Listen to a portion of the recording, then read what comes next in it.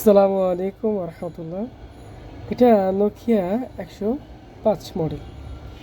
এটা আমাদের লক খুলতে হবে। তো মাশাআল্লাহ লক খুলবো। তো পিসি লাগাইছি, জাস্ট শুধু চার্জ হয়, ইউএসবি পাচ্ছে না। তো আমরা ফোনটা খুলি, খোলার পরে দেখি যে আমাদের এটা কী অবস্থা। ইউএসবিটা আমাদের একটি হিসেবে কাজ করছে, লাইন উঠানো ছিল, জাস্ট শুধু উনি দুইটা তার টেনে দিছে। এই সে আমাদের একটি টেকনিশিয়ানের ভাইয়ের কাজ আর কি। কেন করছে আল্লাহ ভালো জানে, বাকিটা তাও যদিও করছে কিছু তো বলার নাই। জাস্ট শুধু দুরা ওয়্যার তার টেনে দিছে, এই যে অবস্থা। তো যদি লক খুলতে হবে সেটা আমরা এটা খুলবো।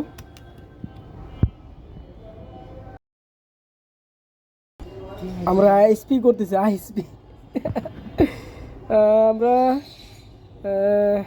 অ্যাপেল 17 প্রো ম্যাক্সের আইএসপি করতেছি।